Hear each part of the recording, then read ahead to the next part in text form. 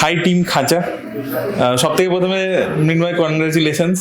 আমি প্রথমে তোমাকে দিই, তোমার প্রথম বিগ স্ক্রিন এক্সপিরিয়েন্স আমি তোমাকে দিয়ে শুরু করছি। আমি দেখলাম তুমি বডি ট্রান্সফরমেশন করেছো মারাত্মকভাবে, এবং তোমার চরিত্রটা সম্পর্কে যদি একটু বলো, এবং তোমার এই যে ট্রান্সফরমেশন জার্নি একটা ছবির জন্য এটা কতটা ডিফিকাল্ট, কি ছিল, কি ব্যাপার? চরিত্রের নাম হচ্ছে কমলেশ। এটা মানে যেভাবে সোশ্যাল মিডিয়া আগে দেখেছো সেরকম একদমই নয়, খুব কম কথা বলে, কথা কম কাজ বেশি, এরকম একটা রাফ অ্যান্ড টাফ চরিত্র। আর বাকিটা বলা বারণ রয়েছে। আর ট্রান্সফরমেশন যেটা, সেটা আমার এটা অপূর্ব অভিজ্ঞতা ছিল। কারণ আমি কলেজ লাইফে বা নর্থ বেঙ্গল বডি বিল্ডিং চ্যাম্পিয়নশিপে সেকেন্ড হয়েছিলাম এবং মিস্টার কুচবিহার হয়েছিলাম। তো সেই একটা এক্সপিরিয়েন্স কাজে লেগেছে এখানেও। তো ডিরেক্টর যখন বলেছিল ওনারা চাই পরিবর্তন তোমার, তখন বলেছি এটা আমার উপরে ছেড়ে দাও, 3 মাস পরে আমাকে দেখো, বাকিটা শুটিংয়ের আগে পেয়ে যাবে। তখন ভরসা পেয়েছি। হ্যাঁ, এটার একটা বিরাট প্রসেসের মধ্যে যেতে হয়। এটা মানে যেভাবে সেলিব্রিটিটা ট্রান্সফর্ম করে আর কি, proper diet, proper workout, proper schedule, সেভাবে আর কি, যেভাবে করা সেভাবে। হ্যাঁ, একটা চাপ। আর্টিফিশিয়াল কিছু করেছো, মানে আর্টিফিশিয়াল ইন দ্য সেন্স বলতে? আর্টিফিশিয়াল, দেখো আর্টিফিশিয়াল বলতে গেলে যেটা প্রসেস ওটার মধ্যে দিয়ে যেতেই হয়। আমি বেশি বাড়িয়ে কিছু বলছি না, আবার মিথ্যে কথাও কিছু বলছি না। তবে হ্যাঁ, ওই রনিদাও আগের একটা ইন্টারভিউতে বললো, আর্টিফিশিয়াল যদি খুব হয় তাহলে সেটা 10 বছর ধরে রাখা যায় না। আমাকে মিরাক্কেলের মোটামুটি 2013 সালে যেভাবে দেখেছিল, তার থেকে ভালো ডেভেলপ ওয়েতে এই সিনেমাতে দেখতে পারবে। তবে হ্যাঁ, আর্টিফিশিয়াল যদি হয় তাহলে ওই 10 বছর সার্ভাইভ করা যায় না ওই লেভেলটা মেনটেন করে। না, অনেক সময় হয় না কি, মানে জাস্ট যেহেতু সিনেমার জন্য আর কি, একটা মানে 6 প্যাক আনার জন্য জল একটা প্রপার মেনটেন করে খেতে হয়। ওটা তো মেনটেন করতে হয়। হ্যাঁ, আর এবং আরেকটা জিনিস যেটা অ্যাক্ট্রেসরা করে, মানে বম্বের ক্ষেত্রে অ্যাক্ট্রেসরা করে, যে মানে শুটিং যখন একদম কাছে চলে আসে তখন আর কি কিছু রকম স্টেরয়েডস ইত্যাদি নেয়, মানে সেই হিসাবে জিজ্ঞাসা করলাম আর কি। সেরকম আহামরি কিচ্ছুই নয়। আর আমি একদম ডিনাইও করবো না। সেটা যদি ডিনাই করি, যারা এই কম্পিটিশন বা এই প্রফেশনের সাথে যুক্ত রয়েছে তারা আমাকে দেখেই বলে দেবে যে সেটা শুটিংয়ের একদম আগে সামান্য পরিমাণে করতে হয়েছে। এটা আমি ডিনাই করছি না। এটা সব হিরোরা ডিনাই করে দেয় যে সিনথেটিক কিছু ইউজ করা হয়নি, বাট আমি করেছি খুব মিনিমাল এবং সেটা যারা বলবো, যারা বডি বিল্ডিং করে তারা যদি সেটা করে, প্রপার তোমার বডি চেক আপ থেকে শুরু করে প্রপার ডায়েটিশিয়ান, ডাক্তার, ট্রেনার প্রত্যেকের সাথে যোগাযোগ করে এবং তাদের সার্টিফিকেট প্রেসক্রিপশন ওয়াইজ করা উচিত, না হলে তোমার অনেক কিছু এফেক্ট হতে পারে। এবং সেইটা যখন তুমি প্রেসক্রিপশনে পড়বে, তারপরে তুমি যদি তোমার প্রপার ডায়েটের থেকে বা তোমার রুটিনের থেকে একটু এদিক ওদিক করো, সেটা অনেকটা হিতে বিপরীত হয়। লোকে ভাবে যে এটা নিচ্ছে মানে খুব সোজা নেবো হয়ে যাবে, কিন্তু ওটা নেওয়ার পরে যে রুটিনটা তোমাকে মেনটেন করতে হবে, ওটা তোমার পূর্ব অভিজ্ঞতা বা সেরকম মাইন্ডসেট বা সেরকম তুমি যদি ফোকাস না থাকো, তবে কিন্তু সেটা প্রচণ্ড হানিকারক হতে পারে। এটাই তুমি যেটা উত্তর চাইছিলে। হ্যাঁ, ইউজ করেছি সামান্য পরিমাণে। আচ্ছা আচ্ছা, এটা তো গেল বডির পার্টটা। অ্যাক্টিং এর জন্য কি করেছে? অ্যাক্টিং এর জন্য ডিরেক্টর ওয়ার্কশপ করিয়েছে। হ্যাঁ, আমি এটাই বলতে চাইছিলাম যে শুধুমাত্র 6টা গুলি পেটে দেখিয়ে বড় পর্দায় চলে এসেছে এরকম যাতে কেউ না বলে, যাতে উল্টো দিক থেকে রোস্টিং না আসে, সেই জন্য আমি চেষ্টা করেছি যাতে গাম্বাট একটা বডি বিল্ডার এসছে পর্দায়, শুধু এটা যাতে না বলে, অ্যাক্টিংটাও যাতে ঠিকঠাক করার হয়। পরিচালক যথেষ্ট ওয়ার্কশপ করিয়েছে এবং আমি আমার দিক থেকে 100% চেষ্টা করেছি। প্রথম ছবি হিসাবে আশা করি ক্ষমা মার্জনা করে দিও ক্রিটিসাইজ করার সময়। এই রনিদার কাছে যাবো। রনিদা, তুমি তো দেখেছো, ওকে। আমার মনে হয় গল্পটা আগে ডিরেক্টরের কাছ থেকে শুনে নে, তারপরে গল্প, প্রেক্ষাপট, এগুলো। গল্প তো একদমই বলবো না, সাবজেক্টটা বলছি। হিউম্যান ট্রাফিকিং নিয়ে গল্প, হিউম্যান ট্রাফিকিং এর ওপর এইটুকুই বলছি, বাকি গল্পটা বলবো না। এটা একটা খুব রুক্ষ একটা জায়গায় শ্যুট করা, পুরুলিয়া, ঝাড়খণ্ড, বাঁকুড়ার বেশ কিছু জায়গায় আমরা শ্যুট করেছি। মানে প্রচণ্ড গরমে পুরুলিয়াতে শ্যুট করেছি, প্রচণ্ড ঠান্ডায় কালিম্পংয়ে শ্যুট করেছি। সবার খুব অসুবিধা হয়েছে, কিন্তু কেউ কিছু বলেনি, কেউ কোনো আপত্তি করেনি, সেটা ঠিকঠাকই আছে। কিন্তু আমি গল্পটা এর বেশি আর কিছু বলছি না। 6 তারিখ তো রিলিজ হবেই, সবাই দেখতেই পাচ্ছে, আর আমাদের ট্রেলার দেখতে পাচ্ছে, সেখান থেকে কিছুটা একটা আন্দাজ তো পাচ্ছি। আমার তো দেখে মনে হলো একটা রিভেঞ্জ ড্রামার মতো গল্প আছে, একটা রিভেঞ্জ নেওয়ার ব্যাপার আছে। অবশ্যই, সেটা তো আছেই। তার সঙ্গে ওই যে বললাম হিউম্যান ট্রাফিকিং মেন সাবজেক্ট যেটা, এটা সেটা তো বটেই। আর এই অ্যাকশন করাটা কতটা ডিফিকাল্ট ছিল? অ্যাকশন দেখতে পাচ্ছি আমরা, অ্যাকশন না, মানে পুরো সিনেমা জিনিসটা যদি ডিফিকাল্ট ভাবে তাহলে পুরোটাই ডিফিকাল্ট। যদি ডিফিকাল্ট না, এটা কি সিনেমা, মানে একটা জীবনকে একদম আমরা আর্টিফিশিয়ালি একটা জিনিস দেখাচ্ছি, মানে একটা খাচ্ছে, একটা জীবন যাপন করছে, একটা ঘর, সেটা তো আমাদের পুরোটা বানাতে হয় একটা। সেটা যত অথেন্টিক হবে, যত বিশ্বাসযোগ্য মনে হবে, তত জিনিসটা। সেখানে যদি এটা কেউ ডিফিকাল্ট ভাবে তো ডিফিকাল্ট, যদি মনে হয় যে হ্যাঁ এটাই আমাদের কাজ, এটাই করতে হবে, অ্যাকিউরেসি আনতে হবে, অথেন্টিক করতে হবে, তো করতে হবে, দ্যাটস ইট। আর কিছু বিরাট কিছু না। অবভিয়াসলি ডিফিকাল্ট যদি বলা যায়, ওর প্রচণ্ড মানে মৃন্ময়ের অনেকগুলো সেশনের মধ্যে যেতে হয়েছে, যখন সবাই বলছে শুধু ওই বডি নিয়েই, বডি বাদ দিয়ে অনেক কিছু আছে, ওর ডান্স, ওর ফাইট, ওর অ্যাক্টিং ওয়ার্কশপ সব কিছু একটা ট্রেনিংয়ের মধ্যে দিয়ে গেছে, অনেকটা প্রসেসের মধ্যে দিয়ে গেছে। সেটার আউটপুটটা এখন দেখা যাচ্ছে। Let's hope for the best. দর্শক ওকে ভালোভাবে নেবে, আশীর্বাদ করবে এবং খাঁচাকেও আশীর্বাদে ভরিয়ে দেবে, এটাই কামনা করি। রনিদা, তুমি তো মৃন্ময়কে স্টেজে দেখেছো তখন। হ্যাঁ, ওকে বহুদিন ধরে চিনি, প্রায় 12 বছর ধরে, এবং তখনও ওকে সামনে বা অনস্ক্রিনও বলেছিলাম যে আমার মনে হয়েছিল ওর সেই পোটেনশিয়াল রয়েছে, পরিশ্রমী ছেলে, আর ও খুব ভালো ডান্সার, খুব ভালো শরীর তৈরি, এবং যখন নাকি ও পারফর্ম করতো, পারফর্মার হিসেবে তো জাজ করা যায় একজনকে, এবং তারপরও ধাপে ধাপে ধাপে ধাপে সহজ রাস্তা বেছে নেয়নি, ও একটু একটু করে নিজেকে তৈরি করেছে। এতদিনে ও সময় বিশ্বাস করে, কাজেই ওর মনে হয়েছে এইবার সেই সময়টা এসছে। এই ছবিটা যে ও নায়ক করছে তাতে আমার মানে খুবই ভাল লেগেছে, এবং তখন থেকেই মোটামুটি ওর এটা আবদার করা ছিল আর কি। তা যাই হোক, আমার কাছে কমার্শিয়াল ছবিটা এখন তুলনামূলকভাবে কম হয়, নিও কমার্শিয়াল একটা আরবান ছবির ধরন এখন অনেক বেশি চালু। এটাতে কিন্তু ওই একদম কোট আনকোট যে কমার্শিয়াল স্ট্রাকচার, ওই স্ট্রাকচারের মধ্যে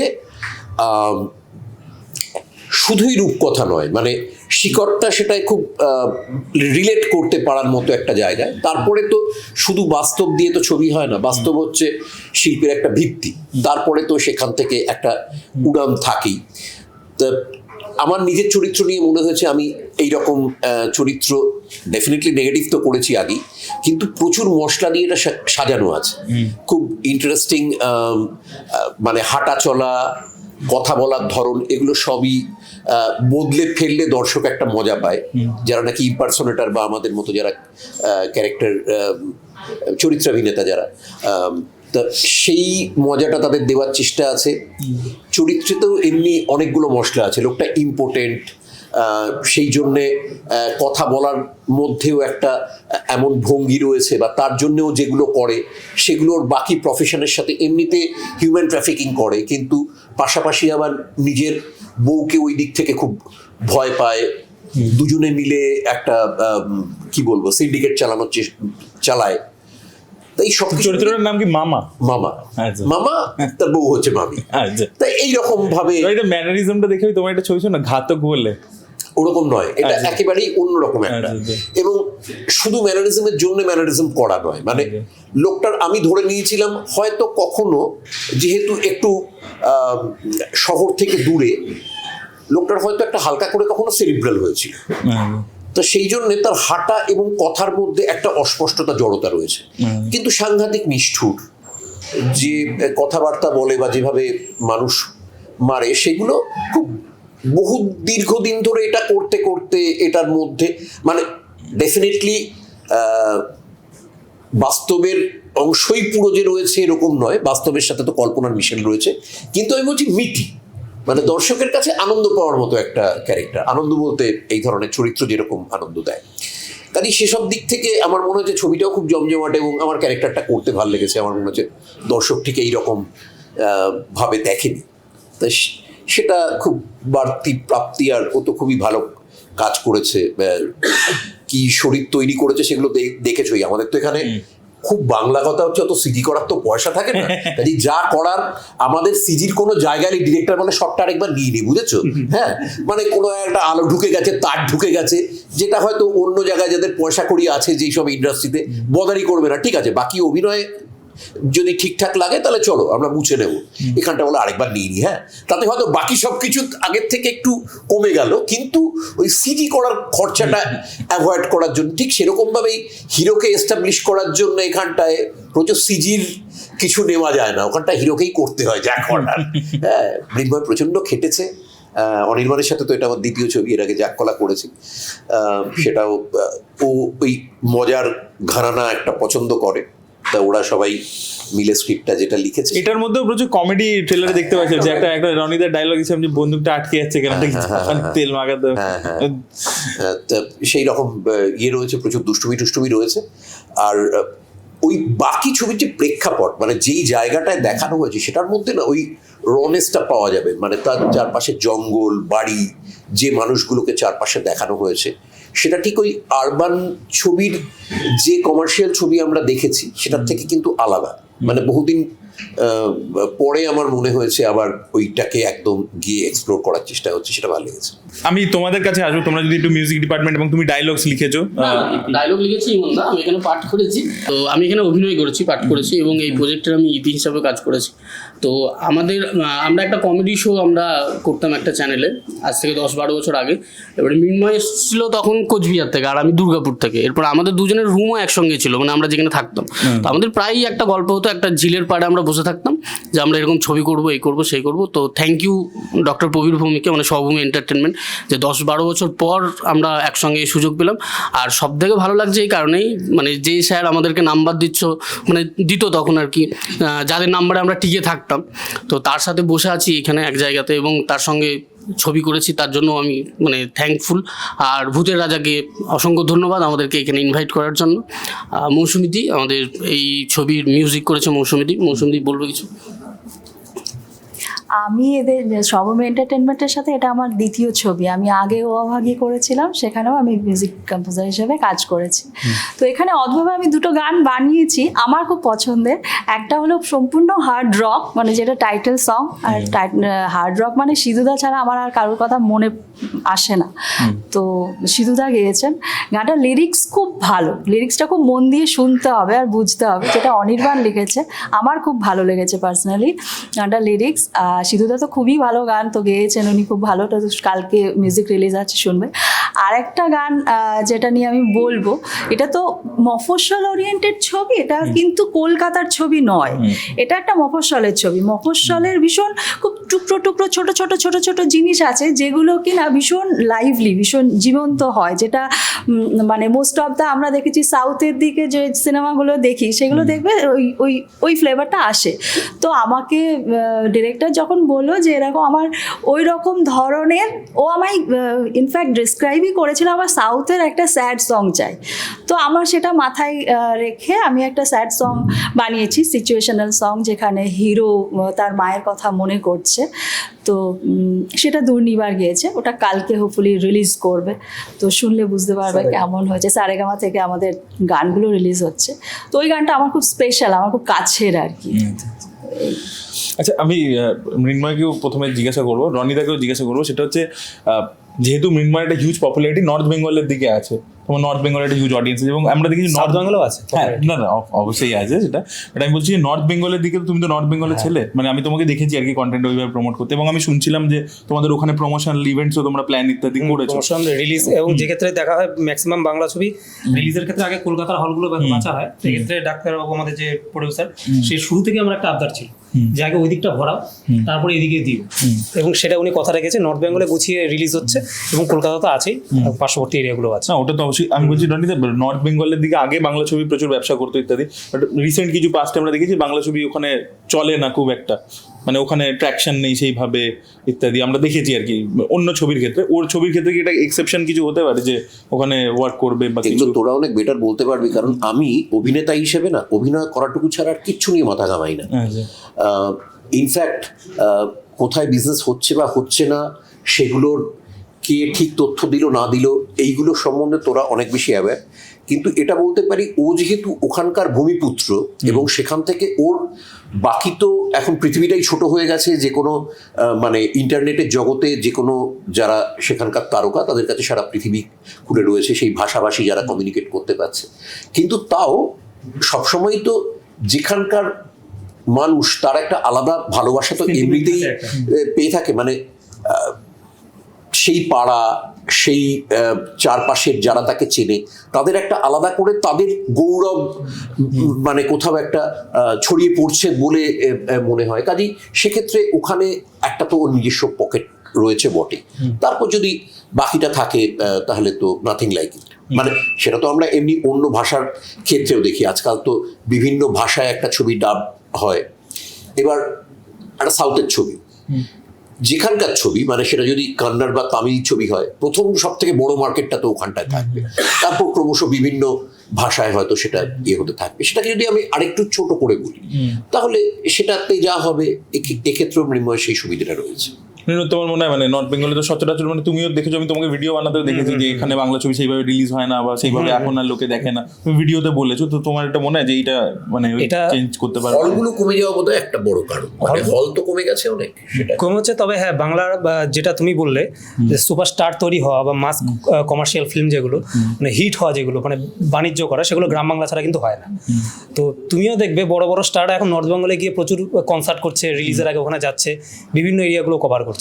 তো সেটা নিশ্চয়ই তারা বেনিফিট পাচ্ছে, কারণ মানে শহর কেন্দ্রিক, শহরের অডিয়েন্স তো আছে, তারা স্মার্ট অডিয়েন্স অবশ্যই, কিন্তু গ্রাম বাংলা ছাড়া ওভারঅল যে মার্কেট আমাদের, তুমি পশ্চিমবঙ্গ যদি ধরো, শহর কতটুকু গ্রাম কতটুকু, তুমি জিওগ্রাফিক্যালি যদি একটা স্ট্রাকচার বানাও তাহলে দেখবে তোমাকে যদি মাস টানতে হয়, প্রচুর লোক টানতে হয়, তোমাকে ওইদিকে যেতেই হবে। এটা আমি ওখানকার ছেলে বলে বলছি না, তবে ওই দিককার ক্রাউডের যে আবেগ এবং তাদের যে একটা সেন্টিমেন্ট বা ভালোবাসা, শুধু আমি ওখানকার ভূমিপুত্র বলে নয়, যে কোনো স্টাডি যখন যাবে, উন্মাদনা যেটা বলো, হাইপ ক্রিয়েট করা, সেটা ওখানকার কনসার্ট দেখবে বা এদিকে শহরতলির কনসার্ট দেখবে, ওই দিকের লোকের আবেগটা অনেক বেশি। তো সেক্ষেত্রে আমি জানি আমার ক্ষেত্রে ভালোবাসা একটু বেশি কাজ করবে, বাট শুধু আমি নয়, ওই দিককার অডিয়েন্সের মানে শিল্প প্রেম বলো বা উন্মাদনা করার যে চেষ্টা বা ইচ্ছে, সেটা অনেকটাই বেশি। এবং আরেকটা অপ্রিয় সত্য কথাই বলি, এই যে মানে এটা শুনেছি আমি, মানে যারা মার্কেটিং করে বা পিআর করে, যেই কনসার্টগুলো হয় না, দেবকে দেখতে, অঙ্কুশকে দেখতে বিরাট ক্রাউড হয়, সত্যি কথা বলতে তাদের যদি 10% হলে আসতো, বাংলা সিনেমার স্বর্ণযুগ ফিরে আসতো। হিরোকে ফ্রিতে দেখতে পাচ্ছে, ওর জন্য কনসার্টে প্রচুর ভিড় হয়। এটা হয়তো বলা উচিত হবে কিনা জানি না, বাট এটাই রিকোয়েস্ট করা যে তোমরা কনসার্টে যখন আসছো হিরোকে দেখার জন্য, বাট সেই উন্মাদনাটা হলেও একটু দেখাও প্লিজ, তাহলে আর কি বাংলা সিনেমার স্বর্ণযুগ আরও তাড়াতাড়ি ফিরবে। তো আপনার কি ছবিটা থেকে এক্সপেকটেশন কি, এবং আপনার কি মনে হয় নর্থ বেঙ্গলে? আর আরও একটা জিনিস আমি জিজ্ঞাসা করছি, আপনি বললেন যে 2টো গান আছে, তো এই ধরনের কনসার্ট ইত্যাদি করলে তো বেশি নাম্বার অফ গান হলে প্রচার করতে সুবিধা হয়। তো আপনার এক্সপেকটেশন কি এবং এই গানের ব্যাপারটা যদি একটু বলেন। আমি তার আগে একটা জিনিস অ্যাড করতে চাই, যেটা হচ্ছে যে মানে cinema actually entertainment, basically first of all কি চাই? এন্টারটেনমেন্ট। আমরা যে ধরনের শহর কেন্দ্রিক যেসব ছবি লাস্ট কিছু বছর ধরে হয়েছে, সেগুলো আমার পার্সোনাল মতামত, এটা সবার সঙ্গে নাও মিলতে পারে, এটা একটু আমরা বড় পর্দায় সিরিয়াল দেখছিলাম।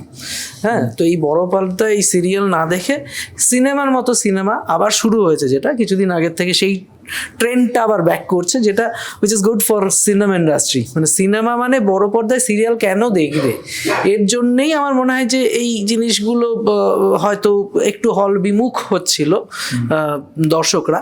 তো এইটা যেমন আমাদের খাঁচা নিয়ে বলছি, যে খাঁচার যে ট্রেলার আপনারা সবাই দেখেছেন, যারা দর্শকরা দেখেছে এখন অবধি বা দেখবেন, তারা বুঝতে পারছেন। এবং তার সঙ্গে শুধু খাঁচা কেন, তার আগেও এই ধরনের এই ঘরানার আরও কিছু ছবি এখন ট্রেন্ড আবার ফিরে আসছে এবং দর্শক আবার কিন্তু হলমুখী হচ্ছে। এবং সেই যে জায়গাটা, সেখানে গ্রাম বাংলা মফস্বলকে টানতেই হবে যদি একটা ইন্ডাস্ট্রিকে সাস্টেইন করতে হয়। শুধুমাত্র শহরে কলকাতাতে যে সংখ্যক লোক আছে তারা যদি সবাই মিলে হলেও চলে যায়, তাও কিন্তু ইন্ডাস্ট্রি বাঁচবে না। সো মফস্বল, গ্রাম বাংলা, শহরতলি, শহর সব কিছু নিয়ে যদি দর্শককে হলে ফেরানো যায়, যেটা চেষ্টা এখন চলছে, এই ধরনের ছবি হওয়া উচিত, তাহলে আমার মনে হয় নিশ্চয়ই হবে। হ্যাঁ, এবার যেটা আপনারা বলছিলেন যে মৃন্ময়ের একটা, যেটা রনিদা বললো, ভূমিপুত্রের একটা তো আলাদা আছেই, মানে ইডেনের মাঠে সৌরভ দারুণ খেলবে, সেটা তো লোকের একটা চাহিদা থাকেই, বা এটা একটা এক্সপেকটেশন হয়ই, তো সেই জায়গা থেকে তো বটেই। এবং সবার আগে ওই বললাম, সিনেমাটা বানাতে হবে বড় পর্দায়, সিরিয়াল কেউ দেখতে যাবে না। আরেকটা ব্যাপার আছে, আমার কথাটা শুনতে শুনতেই মনে হলো আর কি, সেরকমভাবে আগে যে অতটা পিন পয়েন্ট করে ভেবে দেখেছি তা নয়। শহরের মানুষদের না নানা ভাষার ছবি দেখার অভ্যেস থাকে, যার জন্যে হয়তো যে ছবিগুলো, এখন তো ম্যাগনাম ওপাসের যুগ এবং মাল্টিপ্লেক্স নির্ভর যে শহরের ছবি দেখানোর যে ব্যবস্থাটা, সেটার মধ্যে পাশের হলে একটা, যদি বারবারই এটা বলেছি আমি, যে যদি একটা 150 কি 60 কি 200 কোটি টাকার একটা ছবি হয়, তার পাশে একটা বাংলা ছবির খুব বড় বাজেট যদি হয়, তাহলে 2.5 কোটি, নইলে সেটা 50 লাখ কি 60 লাখ। কাজেই যুদ্ধটা এতটাই অসম যুদ্ধ হয় যে বেলুনচাকি মাথার উপর ঘোরাতে ঘোরাতে একটা ফাইটার প্লেন বা ট্যাঙ্কের সাথে যুদ্ধের মতো হয় সেটা। হ্যাঁ, সেটা নিয়ে আবার যুদ্ধে, ওই দেখো যুদ্ধে হেরে গেছে, এটাও বলবে, এবং সেটা সেই মানে সেই দেশের মানুষই বলবে আর কি, সেদিক থেকে যদি বলি, মানে তার কমরেডরাই বলবে। এবার এই ক্ষেত্রে যেটা হয় সেটা হচ্ছে, যেহেতু শহরের বাইরে অন্য ভাষা, সেটা ইংরেজি হোক, হিন্দি হোক, সাউথ ইন্ডিয়ান কোনো ল্যাঙ্গুয়েজ হোক, তার থেকে নিজের ভাষার ওপর মানুষ অনেক বেশি বাঁচে। সারাক্ষণ কথা বলছে, নিজের ভাষা নিয়ে কথা বলছে, নিজের ভাষায় বাঁচছে। হয়তো সেই ভাষাটার মধ্যে আঞ্চলিকতা থাকতে পারে, কিন্তু সেটা বাংলা ভাষা। কাজেই সেখানটায় যদি বাংলার কোনো শিল্প আসে, যে যেটুকু পড়াশোনা জানেন তিনি বাংলা বই পড়বেন, যে যেটুকু দেখবেন তিনি বাংলা সিনেমা, বাংলা সিরিয়ালই দেখবেন। তার জন্যে এখনো শহরের বাইরে চারদিকে যে ছবি দেখার অভ্যেসটা, সেটা মূলত বাংলা ছবির। সেটাই যেই মুহূর্তে এখানটায় আসবে, তাকে যে ওই 270-এর দৈত্যটার সাথে লড়তে হচ্ছে, ওখানটায় কিন্তু প্রচ্ছন্ন স্নেহ থাকবে যে এটা আমার ভাষার ছবি, আমি এটা দেখি। অনেক বেশি বাজেটের একটা ছবিও, সে ডাব করা ছবি হোক বা অন্যভাবে তার কাছে নিয়ে আসা হোক, নিজের ভাষায় না পেলে সে তৃপ্তি পাবে না। মানে এটা হচ্ছে, তুমি ধরো খুব প্রত্যন্ত একটা জায়গায় গিয়ে একজনকে বলছো যে তুমি একটু কন্টিনেন্টাল খাবে, তুমি একটু চাইনিজ খাবে, তার কাছে সবসময় তার কাছে আলটিমেটলি ভাত এবং বেগুন পোড়া বা পান্তা ভাত এবং একটু মাছের ঝোল, সেটাই তার কাছে তৃপ্তির হবে। তুমি যত এক্সপেন্সিভ, যত ভালো করে রাঁধা, যত মানে জাভা থেকে মশলা এনে সেটার মধ্যে ঢালো, তার কাছে ম্যাটার করে না। সে যেটা খেয়ে বড় হয়েছে, তার কাছে সেটাই সব থেকে বেশি মানে তৃপ্তিদায়ক মনে হবে। কাজেই এখনো অবধি ছবি মূলত নগর কেন্দ্রিক নয়, কিন্তু প্রচারটা নগর কেন্দ্রিক। যার জন্যে যখন নাকি ওই যে ও আবেগের কথা বললো, সেই আবেগে যখন মেলে না, বা যখন মনে হয় যে অতটা সাটল নয়, তখন আমরা যেটা নিয়ে ক্ষোভ প্রকাশ করি, এটা বুঝে নিতে হবে যে আমাদের কাছে প্যারালাল অনেকগুলো চয়েস রয়েছে। কিন্তু যারা মূলত সেটাকে ব্যবসা দিয়েছে, তাদের সবসময় আমরা একটু নিচু নজরে, একটু প্রান্তিক নজরেই দেখে এসেছি, এবং সেই দেখার ফলাফল আমরা লিখেছি, আমরা বলেছি। যে ছবিগুলো একটু হয়তো বাইরে ব্যবসা করার মতো, তাদের একটু হেয় করেছি, সেটা করে কি কাণ্ড হয়েছে আমরা গোটা ইন্ডাস্ট্রির দিকে তাকিয়ে বুঝতে পারছি। একটা ইন্ডাস্ট্রি যখন নাকি মানে ইকোনমি দেয় না, সেটা যখন নাকি প্রফিট দেয় না, সব দিক থেকে তাকে অপমানিত হতে হয়, সব দিক থেকে অপমানিত হতে হবে, তাকে পোকায় ধরবে, তাকে বিভিন্ন অন্যেরা সেই সুযোগ পেয়ে সেখানটায় ঢুকে মানে সেই গালাগালটাকে বা তাকে সমালোচনাটাকে বিক্রি করবে। কিন্তু অ্যাকচুয়ালি যদি সেটা ব্যবসা দিত, যদি সেই সম্মানটা দেওয়ার মতো জায়গাটায় আসতো, তাহলে কিন্তু পুরো সিনারিওটাই তুমি অন্য মাইন্ডসেট নিয়ে দেখতে বসতে। এখানটা অন্য মাইন্ডসেট নিয়ে দেখতে বস, দেখি তো কি কি ভুল করলো। এটা হচ্ছে দেখার ভুলটা। কাজে ধরেই নাও যে এ একটা হেরে যাওয়া, ফেল করা ছাত্র। কিরে বলতো ইংরেজিতে ওই ট্রান্সলেশনটা ছোটবেলা হতো না, কিছু পাকা জ্যাঠা কাকা এসে বলতো ওইটা দাদা এই অঙ্কটা করে দেখাতো। এখানটায় সমালোচনার ধরনটা হয়ে গেছে ওটা। এখানটা সত্যি সত্যি কেউ তার পাশে পিঠে হাত দিয়ে তাকে বাড়তে, গ্রো করতে হেল্প করছে না। সে নিজের পাণ্ডিত্য বোঝাতে গিয়ে অন্যকে হেয় করে, তুচ্ছ করে, তার মানে কি ভুল নেই? ভুল আছে, কিন্তু যেগুলোকে প্রশংসা করা হয় সেগুলোরও হাজার ঘন্টা ভুল আছে, আরও বড় মাপের ভুল, কিন্তু সেটাকে ওয়াশ আউট করে দেওয়া হয়। কাজেই সেই জন্যই এই শহরের বাইরে অন্য যে হলগুলো, অন্য যে দর্শকরা যারা এখনো বাংলা ছবিকে বাঁচিয়ে রেখেছেন, তাদের সম্বন্ধে সবসময় কমার্শিয়াল ছবির স্যালিউট থাকবে। থ্যাংক ইউ রনিদা এত ভালো করে এক্সপ্লেন করার জন্য। লাস্ট আমরা পৌঁছে গেছি ইন্টারভিউ একদম শেষে। প্রত্যেকে এক এক লাইনে সব থেকে মেমোরেবল এক্সপিরিয়েন্স ছবিটার করতে গিয়ে সেটা যদি একটু শেয়ার করো, এবং দর্শকদের উদ্দেশ্যে একটা করে কথা বলো। আমার তো পুরোটাই মেমোরেবল, মানে আমার প্রত্যেকটা দিনই আমার কাছে স্মরণীয়। কারণ এক্সিকিউটিভ প্রডিউসার হিসাবে কাজ করতে গেলে মানে এত প্রেশার থাকে, প্রডিউসারের চাপ থাকে, হিসাব অঙ্ক এই সমস্ত, তার জন্য আমার সবটাই স্মৃতিতে আমার এখনও মানে ঝাপসা কিছু নেই, আমার এখনও ভাসছে সব কিছুই। তো যাই হোক, 6 তারিখে রিলিজ করছে খাঁচা, সবাইকে বলবো আসুন। আর খাঁচা তুমিও দেখো, দেখার পর আশা করি তুমি ভালো রিভিউ দেবে আর কি খাঁচার। Thank you. আমার তো কালকে মিউজিক রিলিজ হলে সবাই ভালো বললে তখন খুব ভালো লাগবে। আর 6 তারিখে তো অবশ্যই সবার সাথে দেখা হচ্ছে সিনেমাটা।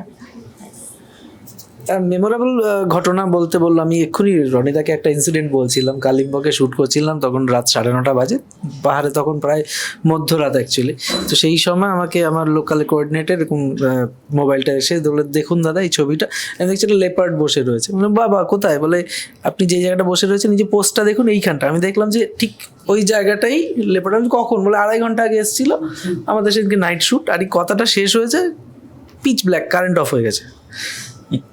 সবাই যারা আমার ঘাড়ের উপর দিয়ে এরকম দেখছিল তারা সোজা হওয়ার ভয়, সোজা হতে পারছে না, কারণ 2.5 ঘন্টা আগে ওই জায়গাটা তো ছিল তখন লেপারটা, আর এখন পিচ ব্ল্যাক, পুরো অন্ধকার, কিচ্ছু দেখা যাচ্ছে না। আমি কোনো মতে বললাম গাড়ির হেডলাইটগুলো অন করো, ওইগুলো অন করার পরে তারপরে সবার মানে সিট দ্বারা দিয়ে একটা ঠান্ডা স্রোত নামলো। তো আমরাও সেরকমই একটা উত্তেজনা প্রবণ জায়গায় রয়েছি। আগামী 6ই ফেব্রুয়ারি আমাদের খাঁচা মুক্তি পাচ্ছে, আশা করি আপনারা আসবেন, আশীর্বাদ করবেন, আমাদেরকে ভালোবাসা দেবেন, সেটাই চাই। Thank you. এবার রনিদা। 6ই ফেব্রুয়ারি রিলিজ করছে, সবাই দেখুন, তারপরে আমাদের কাছে এটা মেমোরেবল হবে। আমি একটা ছোটো কথা অ্যাড করি। ওই রনিদা একটা বললো না যে পিঠে হাত দিয়ে এগিয়ে যাওয়ার কথা, তো আমার ওই ইন্ডাস্ট্রিতে তো আমি তো অনেক দূরে, আমার ব্যাকগ্রাউন্ড কিছু নেই।